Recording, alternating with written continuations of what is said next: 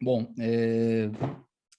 meu nome é Jackson Zílio, eu sou professor de Direito Penal e Criminologia e eu vou trabalhar nessa exposição o capítulo 2, intitulado Criminologia Positivista, o método indutivo, do livro do professor Juarez Cirino dos Santos,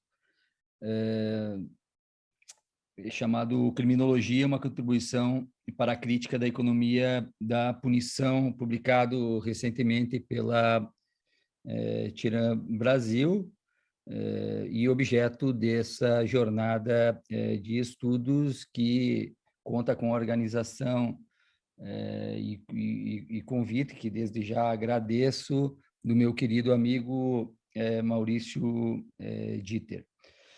Bom, o problema o capítulo é um capítulo importante no livro, porque trata de um problema central da filosofia e também da teoria social, que é a questão do método. Na filosofia, em 1637, portanto, muito tempo antes da ascensão e permanência do positivismo, o Descartes já havia chamado a atenção no livro Discurso do Método para a necessidade de se buscar um método único para todas as ciências. Ele pensava que esse método era dado pela matemática. Em grosso modo, ele definiu 4 preceitos para análise do método. O primeiro, que era nunca aceitar coisa alguma como verdadeira sem que a conhecesse evidentemente como tal, ou seja, evitar uma precipitação ou a prevenção. Em segundo, dividir cada uma das dificuldades que examinasse em tantas parcelas quanto fosse possível e necessário para resolvê-la. Em terceiro, pensar por ordem, tá? Portanto, conduzir por ordem os pensamentos, começando por objetos mais simples e chegando por degraus ao conhecimento dos objetos compostos. E quarto, fazer enumerações tão complexas e revisões tão gerais que se pudesse ter certeza de não omitir nada. Nessa ideia, tudo que pode se tomar por objeto de conhecimento verdadeiro, portanto, por definição, toda possível de conhecimento matemático. No final das contas, Descartes deduzia o objeto a partir do conceito, algo bastante distinto do que fazia a filosofia até então, pelo menos Kant, enfim, que vai trabalhar num outro sentido. Na teoria social, a gente vai ver que essa forma matemática, ela também acaba sendo deixado de lado. Bom, na exposição anterior do professor Ricardo Glockner, da PUC do Rio Grande do Sul, estruturou-se, pelo menos mostrou uma estrutura da criminologia clássica, tratado no capítulo 1, a partir da ideia de contrato social como fundamento de racionalidade iluminista que teria brotado da ascensão da sociedade burguesa, da classe burguesa, em oposição àquele obscurantismo da sociedade feudal. A questão do método aí muda de discussão, né? A ideia central é o contrato, de onde brotaria um conteúdo utilitarista definido no livro do Sor Juarez como recompensa pela atividade útil e punição pela atividade danosa. Na verdade, a escola clássica, ou o chamado também direito penal clássico, nasce para tomar lugar do direito natural, né? Da morte do direito natural surge a escola clássica, surge o direito penal clássico. O direito natural estava baseado, né, na ideia ou num monismo metodológico, algo distinto, evidentemente, da questão do Descartes, que eu acabei de mencionar, embora Descartes, com esse método matemático, tinha uma pretensão, por exemplo, de comprovar até a existência de Deus. Mas o método, o monismo metodológico, era a base desse direito natural, porque a ordem do ser humano derivava, portanto, da ordem real da natureza. Era o tempo, portanto, do direito natural de origem divina de São Tomás de Aquino. Porém, no século XVIII, esse monismo metodológico é superado. Kant propõe um dualismo metodológico que separa claramente o ser do dever ser. Nasce o idealismo, né, muito bem tratado pelo Ricardo, como ordenação de saberes, produto da razão humana.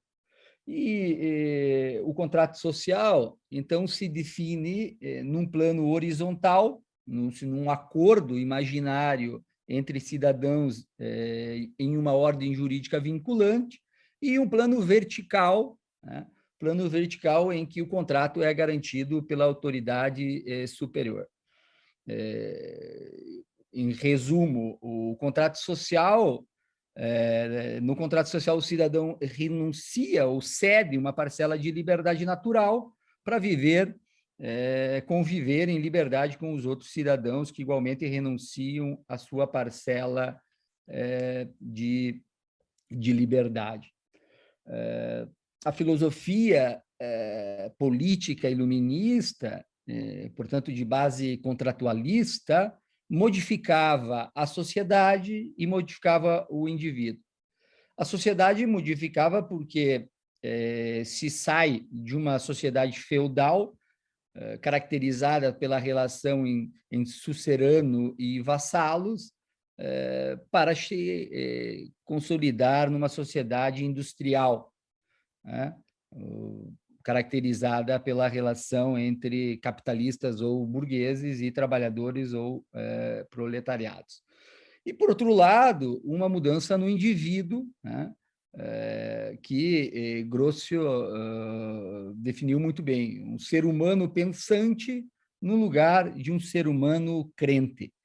Essa estrutura que conforma o Estado e o direito está presente no pensamento já de Hobbes, claro, todos eles com certas diferenciações, em 1651, em Locke, em Hobbes, no Leviatã, em Locke, no segundo governo, o Tratado de Segundo Governo Civil de 1690, em Montesquieu, no espírito das leis de 1735, em Rousseau, em 1762, e em Kant, em 1797, quando escreveu a Metafísica dos Costumes. Esse pensamento, como visto, influenciou a doutrina penal, os penalistas, desde Feuerbach na Alemanha, o pai Feuerbach, o pai do filósofo, Beccaria e todo o ciclo dos irmãos Veri no norte da Itália, em 1764, E também na Inglaterra, Bentham, em 1787. E, grosso modo, a partir de todas essas obras, e sem contar no Voltaire também, que é algo importante, inclusive pela tradução do Beccaria e o prefácio na França,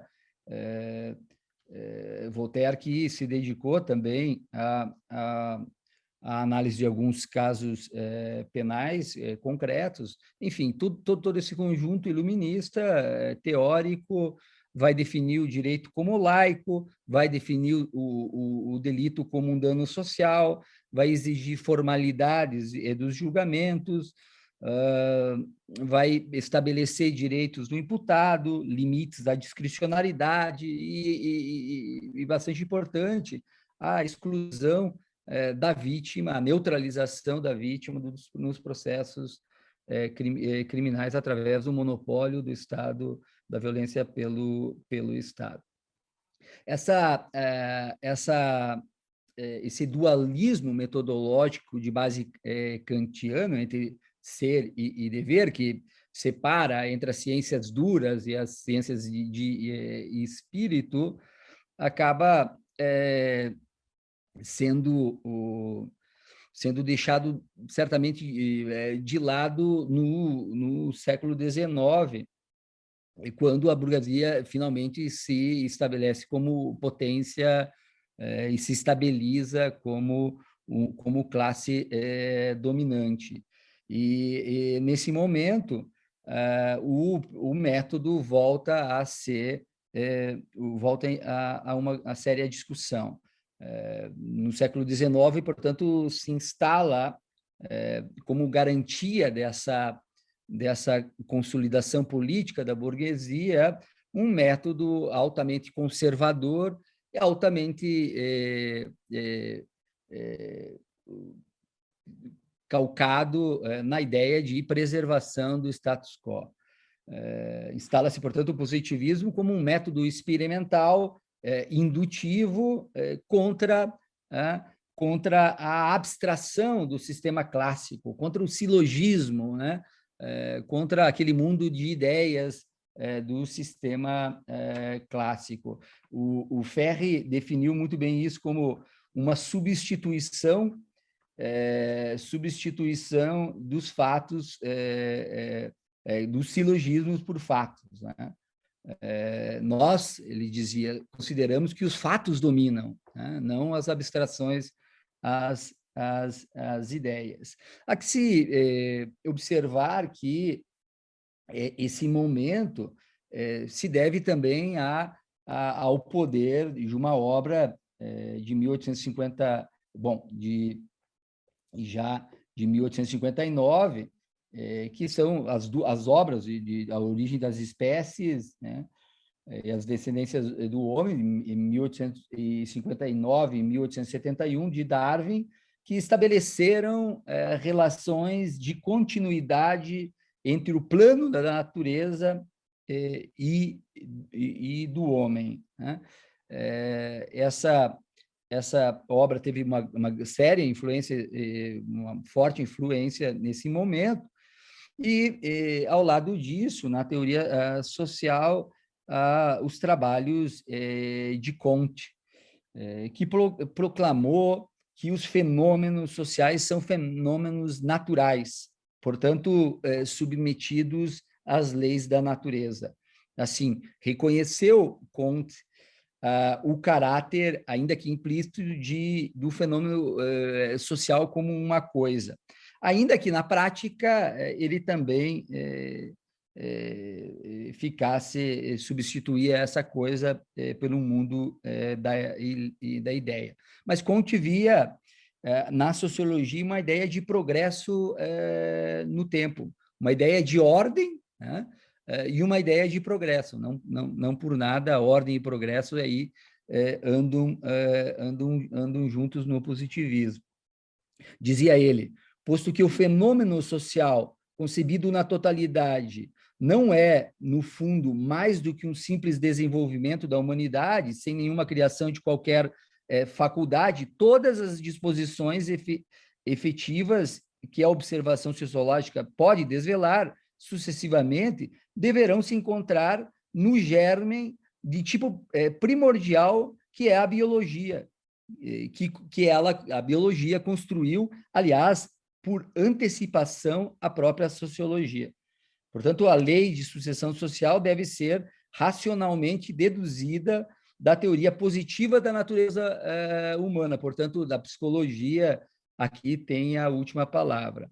E esse o mesmo método de Spencer. Fenômenos sociais são o meio cósmico e a constituição física e moral do indivíduo. Em suma, o método positivista, para o método positivista, há um mundo físico que existe, um mundo físico que é possível de ser conhecido nas suas relações de observação, nas suas relações de causa e efeito, nas análises experimentais. O principal, portanto, interesse do positivista é obter uma metodologia que seja um instrumental de investigação útil para extrair as leis que regem o mundo.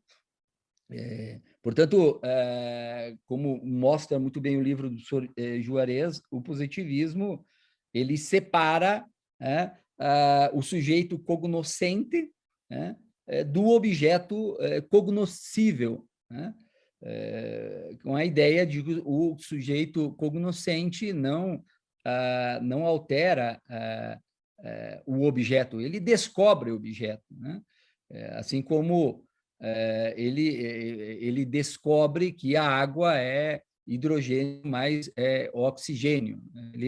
Ele não faz uma avaliação subjetiva sobre o objeto, senão ele encontra o objeto que já está na natureza. Essa forma de pensar esse monismo metodológico do positivismo, ele vai influenciar, como bem mostrou o professor Juarez, e depois vai desenvolver no próximo capítulo, a criminologia também,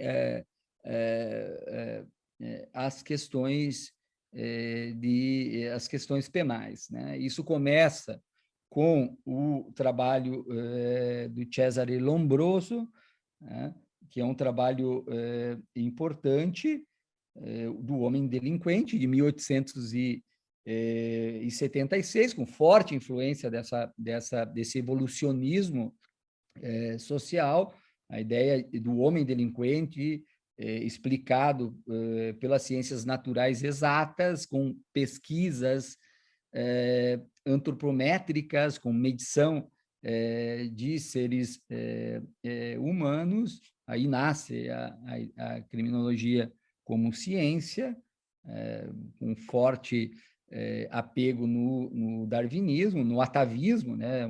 Na ideia do delinquente como um tipo especial de ser humano, né?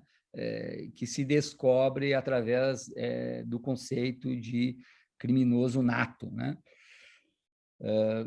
Depois, também com os trabalhos de Raffaele Garofalo, desse magistrado já do Sul, que é o que cunha o termo criminologia, no livro Criminologia, Estudos sobre o Delito e Suas Causas e a Teoria da Repressão, publicado em Turim em 1885, aí já com uma análise também psicológicas, e, por fim, com Enrico Ferri, discípulo de Lombroso, que complementou e diferenciou a determinação biológica da delinquência através de outros fatores, né? Quer dizer, mantém os fatores antropológicos, né? A constituição orgânica, mas agrega fatores físicos, né? E também fatores sociais que estariam aí dentro dessa questão. essa forma positivista que se diz científica, ela certamente apresenta vários problemas que deram origem, inclusive, à evolução do pensamento criminológico. O professor Juarez coloca muito bem esses problemas desse método de observação experimental, indutivo, que parte do fato para chegar à decisão, mas eu poderia reforçar que as exigências fundamentais desse método positivista é a negação do livre-arbítrio, portanto, o determinismo, a crença, portanto, no determinismo e no postulado da previsibilidade dos fenômenos humanos recondutíveis a leis, né? A separação entre ciência e a moral, portanto, a reivindicação da neutralidade axiológica da ciência e a unidade, como visto, do método, ou seja, toda a criminologia contemporânea é positivista no método e nas funções fundamentais. Claro que essa passagem do direito penal clássico, da escola clássica, para o direito penal positivista, para a escola positivista, ela é bastante problemática.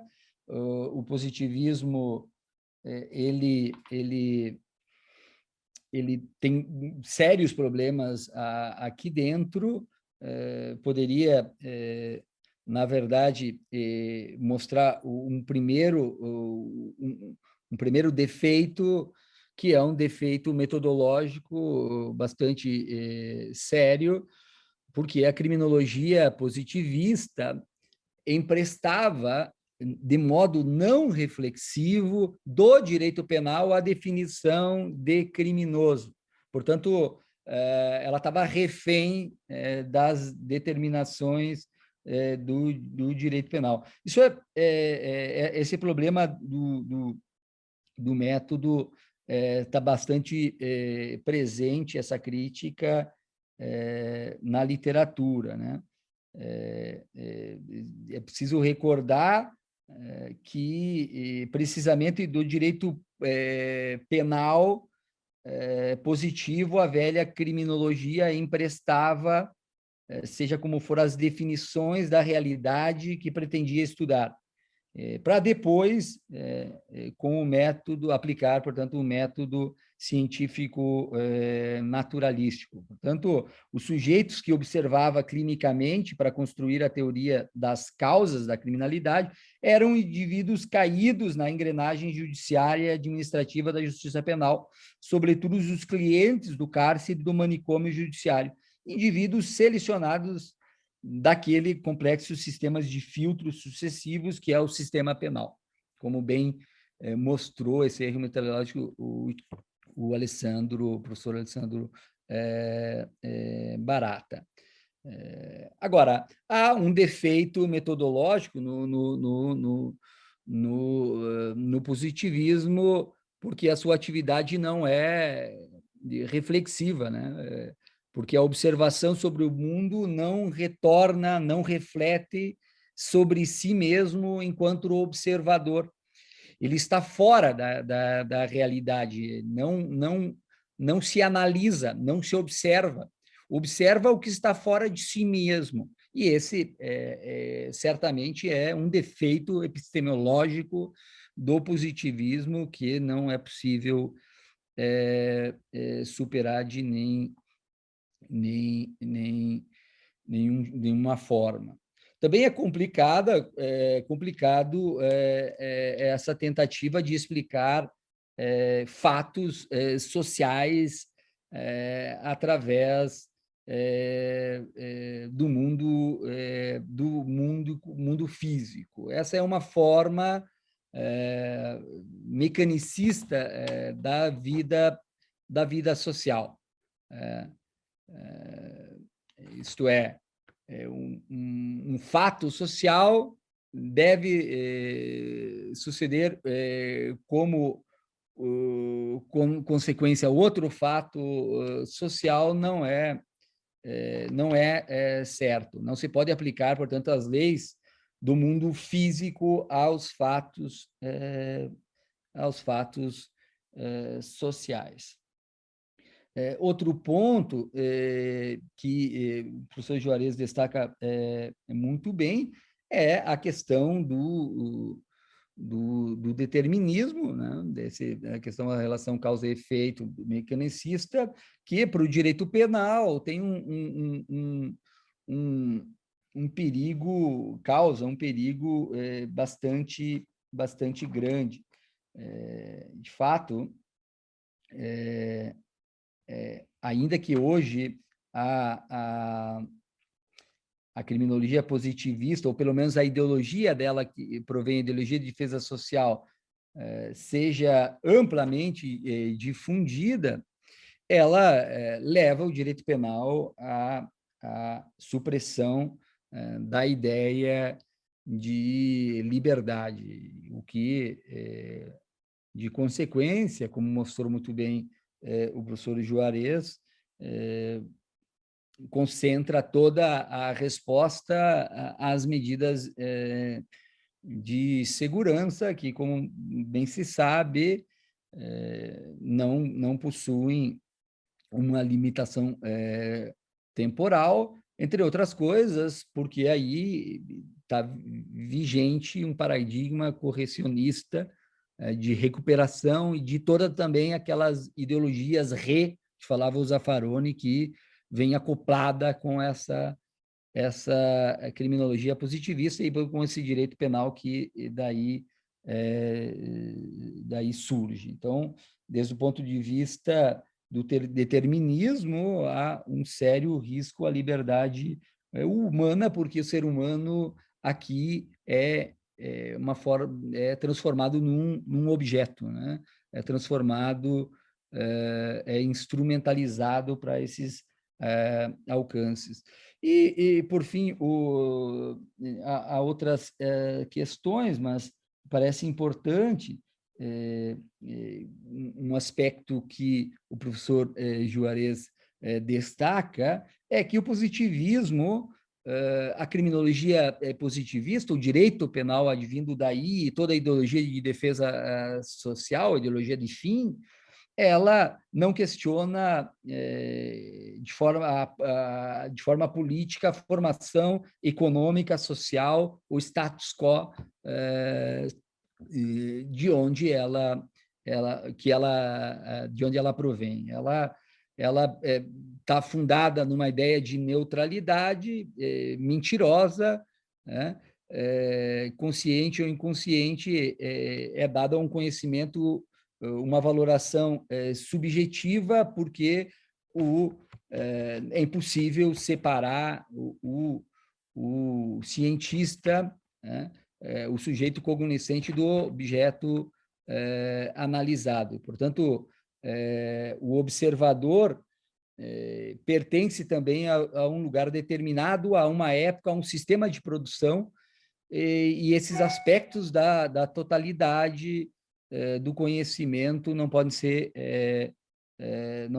deixados de lado. E, nesse ponto, a crítica política, que vai vir na sequência, que se faz ao método positivista, ela é irrefutável, ela mostra que o positivismo, o método indutivo e experimental, é um método falso na criminologia. Acho importante, para a análise do monismo metodológico e a passagem para o dualismo metodológico, analisar alguns trabalhos, mais no final do século XIX, o trabalho do Émile Durkheim, As Regras do Método Sociológico, de 1895, a tradução, creio, ao português, analisar a Metafísica do Costume, do Kant. É um livro importante para análise a primeira edição de 1797 e a segunda em 1803, também a tradução ao português. Já bom, a origem das espécies também é algo importante, mas de fundo, de 1859, também a tradução. Na criminologia, os positivistas mais importantes, do Lombroso, o homem delinquente, é um livro onde se pode observar a questão do método bastante de observação bastante claro, experimental, de 1876, e a Sociologia Criminal do Ferri, onde há uma defesa desse método. Claro que toda a produção bibliográfica do século XIX é fundada na ideia de relação de causa e efeito, e isso vai fundar a própria sociologia no final do século XIX. Né? Sobre relação causa e efeito, ainda segue importante o trabalho do Hume, né? O Tratado da Natureza Humana, há um capítulo específico sobre a relação de causalidade aqui. Bom, e sobre as críticas ao positivismo, toda a produção que virá depois com o Leibniz e a teoria e a criminologia crítica barata, toda a escola de Bolonha, toda ela é bastante crítica a esse método, e todos são de leitura imprescindível. Falar sobre o querido Juarez Cirino é um prazer, e de tantas coisas que eu poderia dizer, me concentro aqui em lembrar da importância dos seus primeiros livros sobre criminologia na minha formação, né, já nos longínquos anos 1980 do século passado, em que eu iniciava minha carreira como juíza. Ler esses livrinhos que eu tenho até hoje aqui, maravilhosos, As Raízes do Crime, a Criminologia da Repressão, a Criminologia Radical, foi fundamental para eu poder compreender melhor o papel do juiz na sua atuação na justiça criminal. Poder continuar a ler Juarez Cirino com a sua nova obra é sempre um privilégio que todos nós devemos aproveitar.